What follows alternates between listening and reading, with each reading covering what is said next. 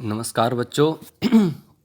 मैं अमरालाल कौशिक फोगाट गुरुजी के चैनल में आपका हार्दिक स्वागत करता हूं, अभिनंदन करता हूं। ये हमारा Sanskrit online live test series का 8वां भाग है। ये जो इससे पहले हमारे 7 भाग आ चुके हैं और ये आज हम 8वां भाग कर रहे हैं। पिछला कल भी हमारा कुछ टेक्निकल कारणों से, क्योंकि इस समय आपको पता है जो नेटवर्क स्पीड बहुत कम हो जाती है कई बार शाम के टाइम, तो वो बहुत ज़्यादा डिले हो रही थी वीडियो, इसलिए हमें उसको सुबह 11 बजे लाना पड़ा। इसलिए कई बार आज भी थोड़ा सा नेटवर्क प्रॉब्लम है, इसलिए हम वीडियो को जितना छोटा रखने की कोशिश करेंगे और कोशिश करेंगे एक भाग दिन में भी लाया जाए, जिससे कि सही टाइम उसका सेट हो सके, प्रॉपर उसको कवर किया जा सके। तो आज हम जो 8वां भाग लेकर आ रहे हैं उसमें अभी आपका वही है जो आपको 10 सेकंड दिए जाते हैं, उसके अंदर आपको प्रश्न का आंसर करना होता है। और इसके अलावा हम जो पीडीएफ है, मैंने बताया था आपको, वो भी हम टेलीग्राम चैनल के ऊपर प्रोवाइड करवा रहे हैं, तो आप टेलीग्राम चैनल को ज्वाइन कर सकते हैं। लेकिन उसके साथ साथ आप वीडियोज़ को ज़रूर देखें कंप्लीट, क्योंकि जो एक्स्ट्रा फैक्ट्स जो होते हैं, एक प्रश्न से जो कई प्रश्न लिंक हो जाते हैं ना, वो वीडियो से ही हम देख सकते हैं। पीडीएफ में तो आपको सिर्फ एक ही प्रश्न दिखेगा और उसमें आप पूरा कवर नहीं कर पाएंगे, तो इसलिए वीडियो को कंप्लीट देखें। कई बार अगर आप लाइव सेशन में नहीं ज्वाइन कर पाते हैं तो बाद में भी आप वीडियोस में जाकर इसको ढूंढ सकते हैं। प्लेलिस्ट में हम प्लेलिस्ट बना देंगे एक लाइव टेस्ट सीरीज़ के अलग से, तो वहाँ पर आप उसको देख सकते हैं। तो इसलिए सभी वीडियोस जो भी हमारी लाइव टेस्ट से रिलेटेड आ रही हैं उसको कंप्लीट देखें, और कभी भी उसको अधूरा या जैसे भी आप छूट जाता है, लाइव सेशन में नहीं आ पाते हैं, तो बाद में आप उसको देख सकते हैं। तो अभी आपका प्रश्न जो है हमारा वो पहला आपके सामने आने वाला है, तो उससे पहले एक बार सभी बच्चे तैयार हो जाएं। सभी को नमो नमः, नमस्कार, राम राम। और सभी बच्चे एक बार इसको अपने जो भी स्टडी रिलेटेड ग्रुप हैं उनमें शेयर कर लें। और इसके अलावा मैंने आपको बताया था कि वो मैं आपको बाद में बताऊंगा वीडियो के, फेसबुक, इंस्टाग्राम और ट्विटर पर भी आप हमें ज्वाइन कर सकते हो, जिससे कि आपको वीडियो के लिंक जो भी हम शेयर करते हैं इस पे, यूट्यूब पे या कहीं भी कोई पीडीएफ फाइल, तो आप उनके लिए हमसे सोशल मीडिया से जुड़ सकते हैं, जिससे कि आपको सभी जो भी नोटिफिकेशन हो इंस्टेंटली आप तक पहुँच सके। तो इसलिए सभी बच्चे फेसबुक, ट्विटर और इंस्टाग्राम पर भी हमें ज्वाइन कर सकते हैं। तो अभी आपके सामने पहला प्रश्न आ रहा है, तब भी एक बार बच्चे सभी शेयर कर लें इस वीडियो को अपने ग्रुप्स में।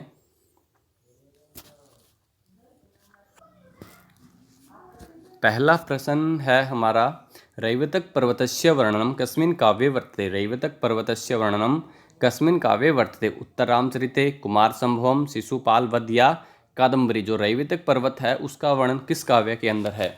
उत्तररामचरित, कुमारसंभवम, शिशुपालवध या कादम्बरी। सभी बच्चे जुड़ जाएं एक बार अच्छे से।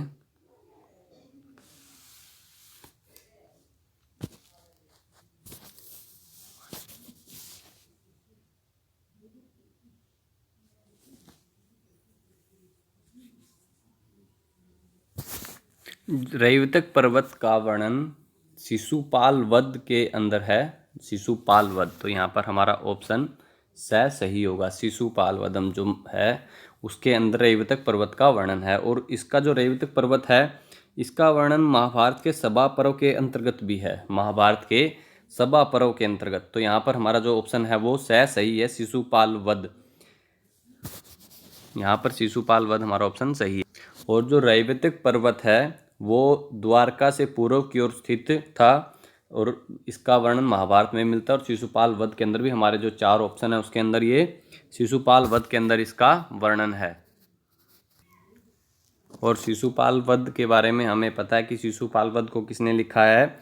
महाकवि मागधी ने लिखा है। और इसके अंदर कुल 20 सर्ग हैं। इसके अंदर कुल 20 सर्ग और 1650 श्लोक है। और उसके अंदर कृष्ण तथा शिशुपाल के वैर की, जो उसको शिशुपाल वध की घटना का वर्णन है, शिशुपाल वध। और रैवतक पर्वत का वर्णन किसके अंदर है? शिशुपाल वध के अंदर है। अगला प्रश्न है हमारा, आर्जवम ही कुटिलेषु न नीतिः इयम् उक्तिः कस्य ग्रन्थस्य। आर्जवम ही कुटिलेषु न नीतिः इयम् उक्तिः कस्य ग्रन्थस्य। नैषच्चरितस्य, शिशुपालवधस्य, किरातार्जुनीयस्य या कुमारसंभवस्य। आर्जवम ही कुटिलेषु न नीतिः, यह जो उक्ति है वो किस ग्रंथ की है? नैषच्चरित, शिशुपालवध, किरातार्जुनीयम या कुमारसंभवम।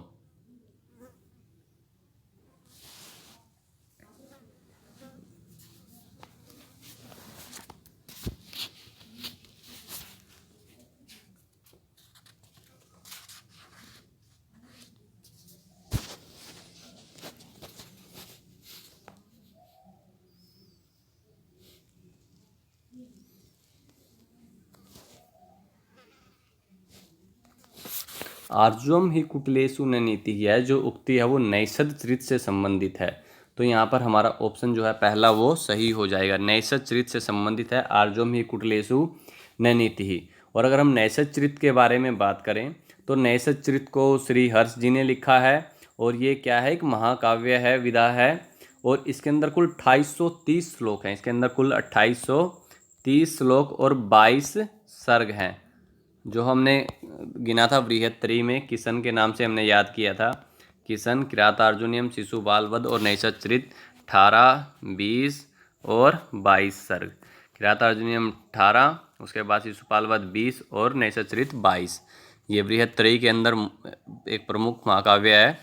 तो नैषध चरित यहाँ पर आर्जवम ही कुटिलेषु न नीति ही, यह किसकी युक्ति है, नैषध चरित की। और नैषध चरित को किसने लिखा है, श्री हर्ष जी ने लिखा है।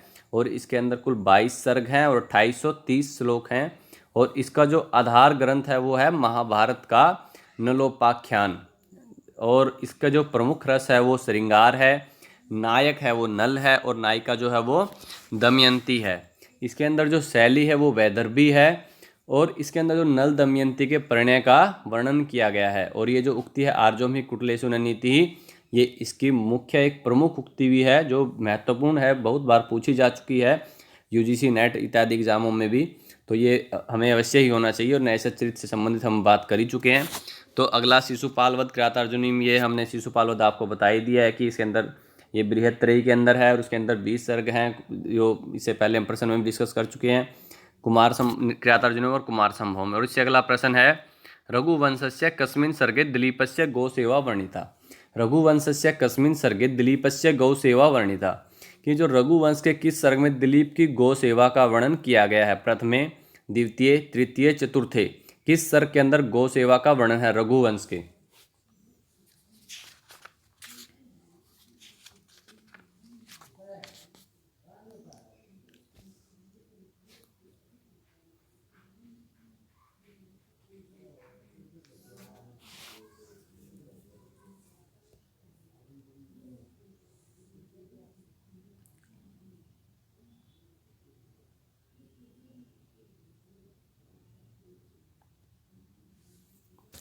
रघुवंश के बारे में हम बता देते हैं आपको पहले कुछ जो ये मुख्य बातें हैं। जो इसको महाकवि कालिदास जी ने लिखा है और ये महाकवि कालिदास जी की अंतिम कृति के रूप में जाना जाता है इसको।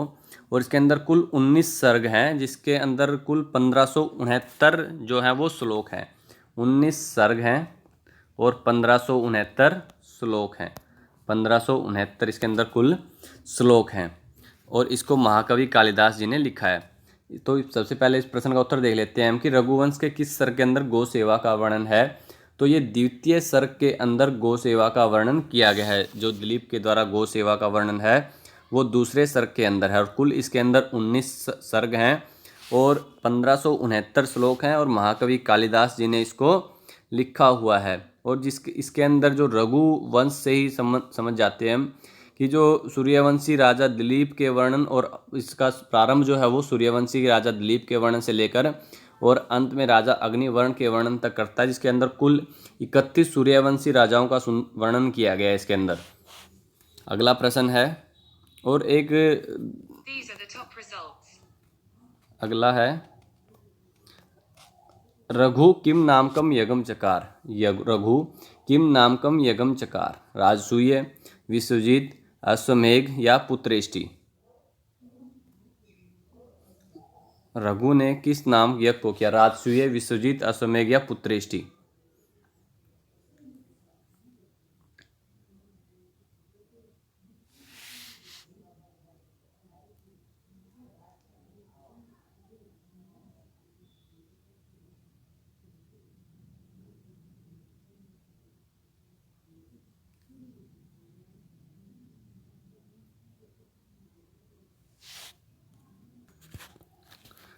रघु जो है वो विश्वजीत नामक यज्ञ को करते हैं। कौन सा ऑप्शन सही है हमारा, सेकंड। जो रघु है वो विश्वजीत नामक यज्ञ को करते हैं। और रघु से रघुवंश के बारे में हम बात कर ही चुके हैं कि इसके अंदर 19 सर्ग हैं और महाकवि कालिदास जी ने इसको लिखा है।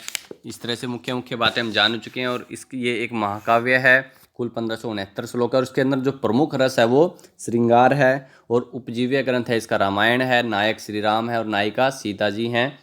तो अगला प्रश्न है हमारा, इसका ऑप्शन आप कर लीजिए विश्वजीत। अगला प्रश्न है, अभिज्ञान शाकुंतले विदूषकः का है। अभिज्ञान शाकुंतले विदूषकः का है, वसंतक है, मांडव्य है, मैत्रेय या माणवक है। अभिज्ञान शाकुंतलम में विदूषक कौन है, वसंतक, मांडव्य, मैत्रेय या माणवक।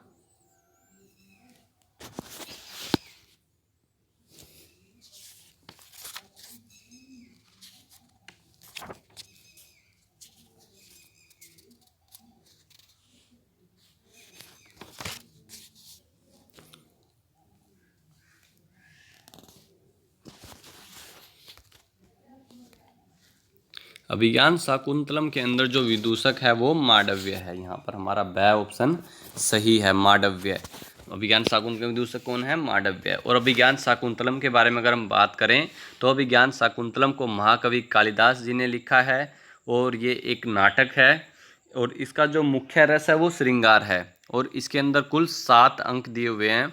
इसका जो नायक है वो दुष्यंत है और जो नायिका है वो शकुंतला है और ये जो इसका आधार ग्रंथ है वो महाभारत का आदि पर्व है, महाभारत का आदि पर्व।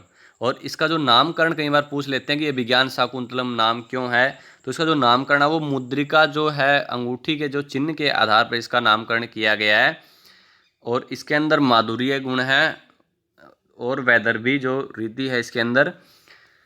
और ये महाकवि कालिदास जी का सर्वोत्कृष्ट नाटक माना गया है। इसको अब तक सभी भाषाओं में इसको अनुवादित किया जा चुका है और इसके जो प्रमुख पात्र हैं जैसे दुष्यंत, शकुंतला, कन्नव के अतिरिक्त विदूषक मांडव्य है, मारीच, ऋषि, प्रियंवदा, अनुसुईया, सानुमति, गौतमी, गौतम, सारंगरव, शार्दूल, मातला, भरत, रैवतक आदि जो इसके प्रमुख पात्र हैं। और इसका जो है ग्रंथ का जो आरंभ है वो नांदी पाठ से और अंत जो है भरत वाक्य से होता है। और इसकी कुछ प्रमुख उक्तियां भी पूछ लेते हैं कई बार, जैसे भवितव्या नाम द्वाराणी भवंती सर्वत्र किमी भी मधुराणाम मंडनम नाकृति नाम। इसका जो ये जो मुख्य जो इसकी उक्तियां हैं वो कई बार पूछी जाती हैं। तो अगला प्रश्न है हमारा, इसका ऑप्शन हम बता चुके हैं जो ब सही है, मांडव्य। अगला प्रश्न है, रीति आत्मा काव्यस्य इति कस्य मतम। रीति आत्मा काव्यस्य इति कस्य मतम, रुद्रट, भामह, वामन या उद्भट।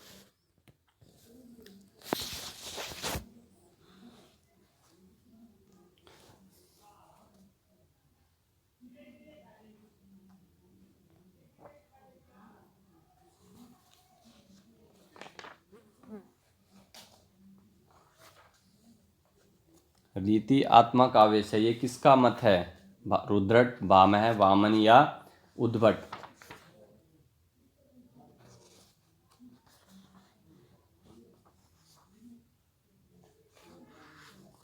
रीति आत्मा काव्य से ये वामन का मत है। किसका मत है ये, वामन का। ये वामन का मत है रीति आत्मा काव्य से। अगला प्रश्न है, कवि कुल गुरु क्या है। कवि कुल गुरु कौन है, माघ है, कालिदास है, अश्वघोष घोष है या भारवी।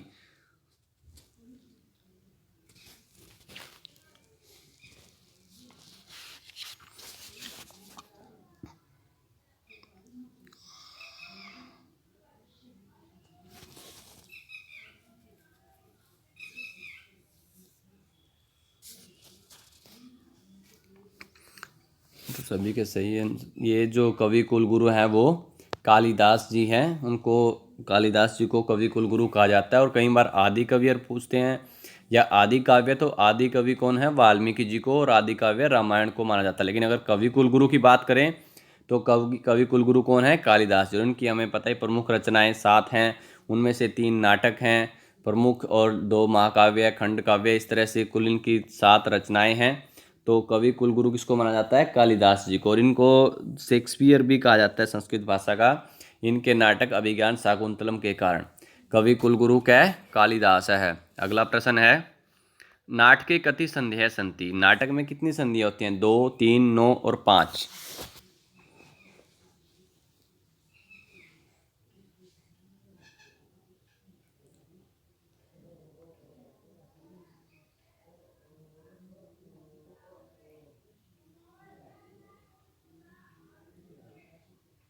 नाटक में कितनी संधियाँ होती हैं?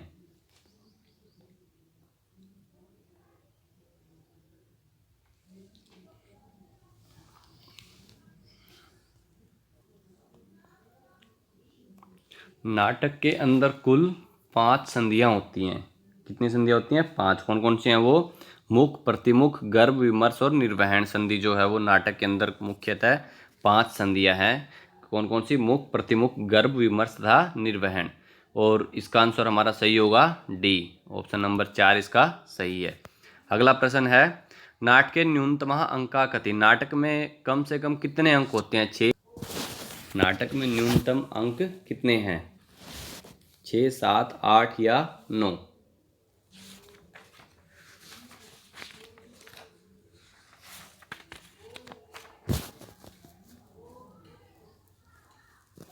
नाटक के अंदर न्यूनतम जो अंक हैं वो 6 माने गए हैं, क्योंकि जो नाटक के लक्षण बताएंगे उसके अंदर 5 से 10 अंक माने गए हैं। इसकी जो कथावस्तु इतिहास प्रसिद्ध, नायक इसका धीरोदात्त या कुलीन या स्तरीय कोई हो सकता है, और इसका जो रस है, जो प्रमुख रस है वो श्रृंगार या वीर में से कोई एक, और इसके अंदर 5 संधियाँ जो पिछले प्रश्न में हमने डिस्कस किए, जैसे उदाहरण उसके हैं अभिज्ञान शाकुंतलम या उत्तर रामचरितम, और ये सभी गुणों से युक्त होता है नाटक। तो इसके अंदर न्यूनतम अंक जो हैं वो 6 हैं, क्योंकि कुल जो लक्षण माना जाता है वो 5 से 10 के बीच में इसके अंक माने गए हैं। और ये एक इतिहास प्रसिद्ध होना चाहिए, नायक धीरोदात्त या कुलीन राजा स्तरीय हो सकता है, इसके अंदर प्रमुख जो रस है श्रृंगार या वीर होता है, इसके अंदर 5 संधियाँ होती हैं, और इसके जो उदाहरण है वो अभिज्ञान शाकुंतलम और उत्तर रामचरितम है, और ये सभी गुणों से युक्त होता है। क्योंकि जो नाटक है वो 10 रूपकों में से एक है। जो रूपक कितने होते हैं हमारे? 10, तो उनमें से एक है नाटक। और इसके अलावा होते हैं हमारे प्रकरण, भाण, व्यायोग, समवकार, ढिम, इहा, मृग, अंक, वीथी और प्रहसन। तो सबसे हमारा ये प्रश्न का उत्तर क्या है? 6, पहला। अगला प्रश्न है, कस्मिन् ग्रंथे त्रयोगुणः। कस्मिन् ग्रंथे त्रयोगुणः? माघे, रघुवंश, नैषधीय, शिशुपालवध। कस्मिन् ग्रंथे त्रयोगुणः? माघे, रघुवंश, नैषधीय, शिशुपालवध।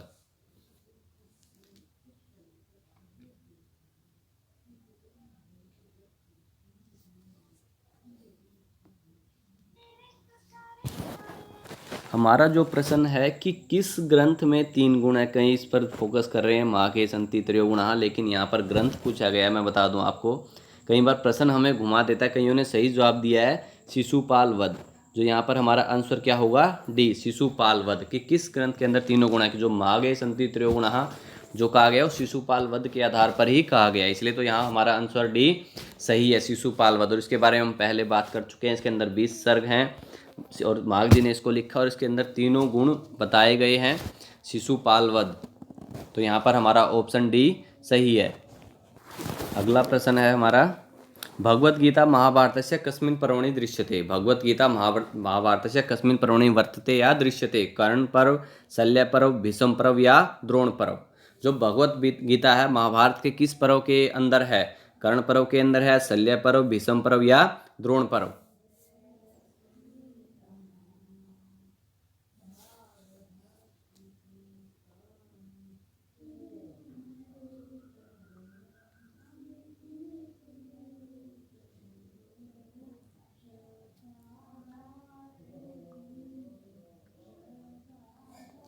ये बहुत आसान है, सभी सही है। जो है भगवत गीता वो भीष्म पर्व के अंतर्गत है, महाभारत के भीष्म पर्व के अंदर है। और हमें पता है महाभारत के अंदर कुल 20 पर्व हैं, तो जो गीता है वो महाभारत के भीष्म पर्व के अंदर है।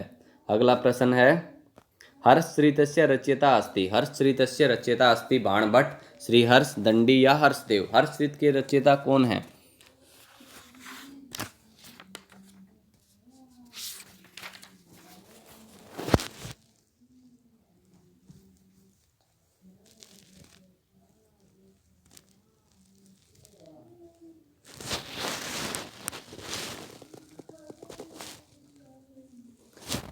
हर्षचरितम के जो रचयिता हैं वो बाणभट्ट जी हैं।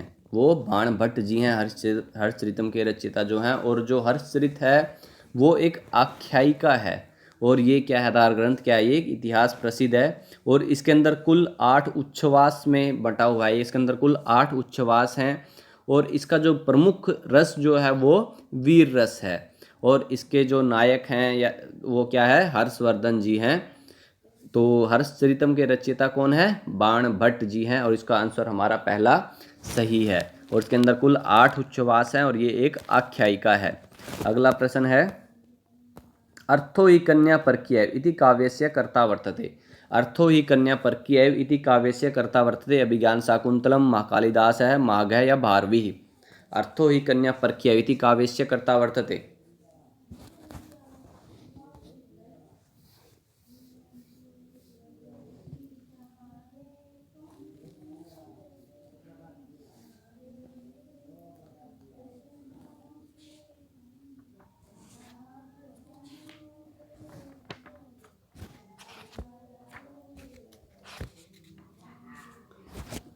अर्थो ही कन्या परकीय, इस काव्य के कर्ता कौन है। काव्य तो है सभी को पता है, अभिज्ञान शाकुंतलम है, लेकिन यहाँ कर्ता पूछा गया है कालिदास। ये दोनों प्रश्न थोड़े से अलग हैं। है आसान, सबको पता है, मुझे पता है, सभी को पता थे, मालूम थे ये, लेकिन इसलिए थोड़ा सा प्रश्न में फेरबदल किया गया कि हम कई बार जल्दबाजी में आंसर को टिक मार्क कर देते हैं और उस छोटी सी गलती के कारण हम बाद में बहुत पछताते हैं कि नहीं ये तो मुझे आता था इतना अच्छे से, क्योंकि ये तो बहुत ईजी है, लेकिन फिर भी प्रश्न कई बार घुमा दिया जाता है। तो यहाँ पर हमारा आंसर होगा कालिदास की। जो ये किस काव्य की उक्ति अगर ये पूछा जाए तो वो है अभिज्ञान शाकुंतलम, लेकिन उसका कर्ता कौन है, कालिदास जी इसके कर्ता हैं। और अभिज्ञान शाकुंतलम के बारे में हम कई बार बात कर चुके हैं कि इसके अंदर कुल 7 अंक है। श्रृंगार इसका मुख्य रस और दुष्यंत और शकुंतला इसके नायक और नायिका हैं। और महाकवि कालिदास जी ने इसको लिखा है। अगला प्रश्न है, कादम्बरी अस्ति। कादम्बरी है कथा, आख्यायिका, परिकथा या कथानिका। जो कादम्बरी क्या है, कथा है, आख्यायिका है, परिकथा या कथानिका है।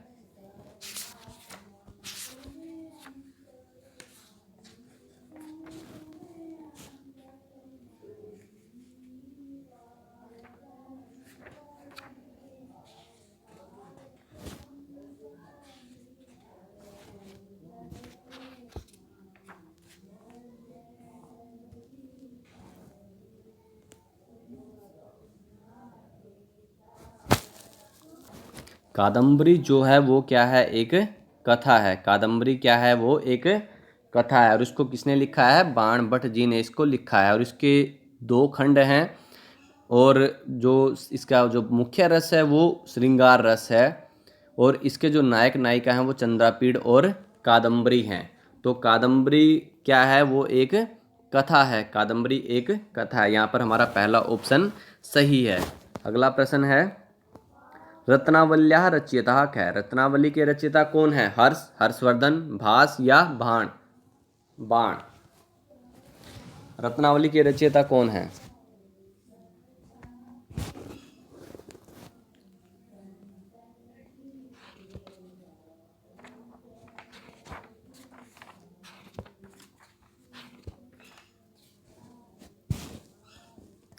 रत्नावली के रचयिता कौन है, हर्षवर्धन है। रत्नावली के रचयिता हर्षवर्धन। और ये क्या है, एक नाटिका है। रत्नावली क्या है, एक नाटिका। ये एक नाटिका है।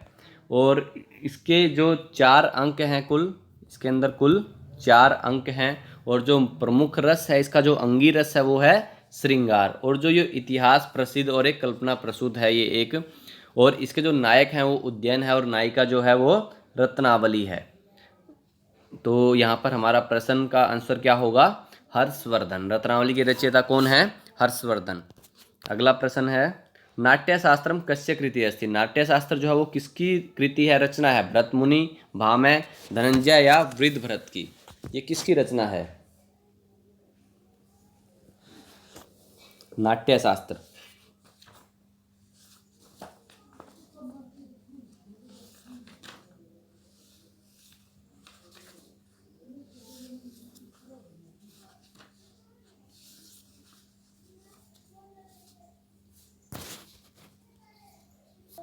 नाट्यशास्त्र जो है वो भरत मुनि जी की रचना है। वो भरत मुनि जी की रचना है। नाट्यशास्त्र किसकी रचना है, भरत मुनि जी की। तो यहाँ हमारा पहला ऑप्शन सही है, नाट्यशास्त्र भरत मुनि जी की कृति है, रचना है। औचित्य विचार परिचर्चा कस्य कृत्य से, औचित्य विचार चर्चा जो है, औचित्य विचार चर्चा वो किसकी रचना है? उद्भट, भरतमुनि, क्षेमेंद्र या दंडी?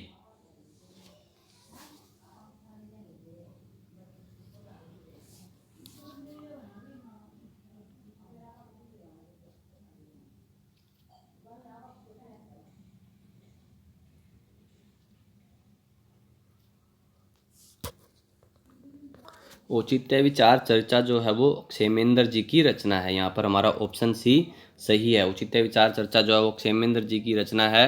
और क्षेमेंद्र जी जो है वो कश्मीरी महाकवि हैं। वो कश्मीर के एक संस्कृत के जो प्रतिभा संपन्न जो कवि हैं वो कहाँ से हैं?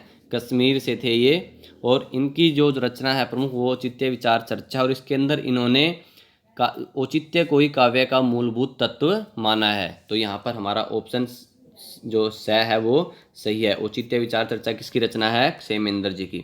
अगला प्रश्न है, काव्य प्रकाशे कति परिच्छेदा सन्ति? काव्य प्रकाश के अंदर कितने परिच्छेद हैं? 4, 6, 10 या 8?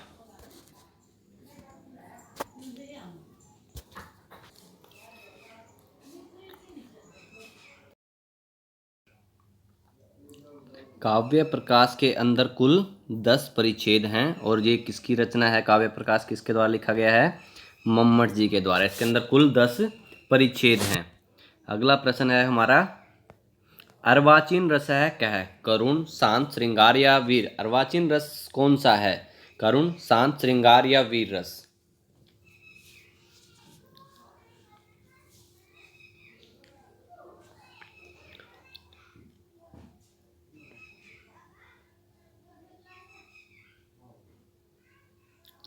यहाँ पर हमारा कि जो नया सबसे प्राचीन रस जो नहीं है वो हमारा शांत रस है। यहाँ पर कौन सा रस है? शांत रस। क्योंकि जो बाकी जो रस है हमारे, जो 8 रस हमारे माने गए हैं वो सभी प्राचीन है।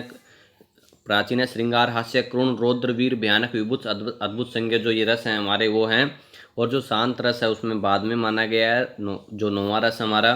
तो इसलिए इसको अर्वाचीन रस के रूप में स्वीकार किया गया है, शांत रस। तो यहाँ पर हमारा आंसर होगा ब, शांत रस। अगला प्रश्न है, मिलान करना है हमें। ये इस तरह से देख लीजिए एक बार प्रश्न को।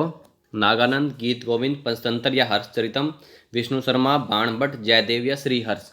अब इसमें से ऑप्शन देख लीजिए एक बार।